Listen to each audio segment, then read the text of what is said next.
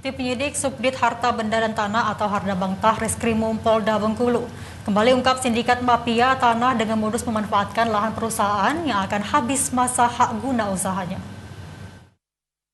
Kabid Humas Polda Bengkulu Kombes Pol Sudarno menjelaskan modus ketujuh orang pelaku penyemprotan lahan PT Haspram ini dengan memanfaatkan HGU perusahaan yang akan habis.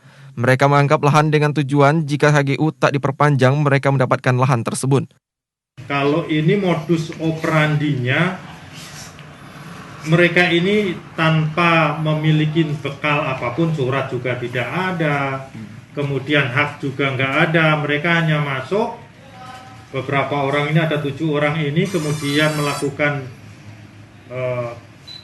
penggarapan ya, menggarap di doser gitu aja, inginnya menguasai. Jadi ini modusnya kalau hasil keterangan dari penyidik bahwa PT Haspram ini kan masa berlaku HGU-nya ya akan habis 5 tahun ke depan, jadi 2025 itu akan berakhir. Nah ini masyarakat ini ada yang beberapa orang ini memanfaatkan situasi itu untuk menguasai dengan harapan nanti kalau HGU-nya tidak diperpanjang mereka dapat tanah tersebut. Sementara Kasubdit Harda Bangtah Reskrimum Polda Bengkulu AKBP Edi Sujatmiko menjelaskan, lahan yang telah digarap atau dirusak oleh para tersangka ini berjumlah lebih kurang 500 meter persegi dan sudah ada lahan yang telah dijual oleh para pelaku. Ia juga mengatakan dari ketujuh orang tersangka ini ada yang berprofesi sebagai ASN. Ada yang swasta, ada ya salah satunya ya ASN.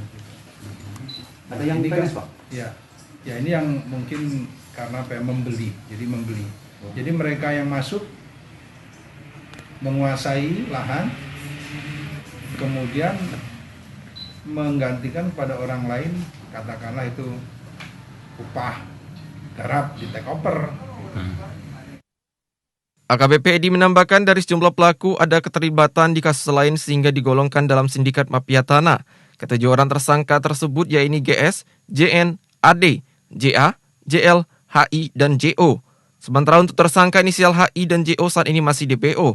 Dan pasal ini disangkakan yaitu dugaan tindak pidana penyemprotan pasal 170 KUHP, sub pasal 406 KUHP, junto pasal 55, 56 KUHP, dengan ancaman pidana penjara 5 tahun 6 bulan penjara. Yusarman TPR Bengkulu melaporkan.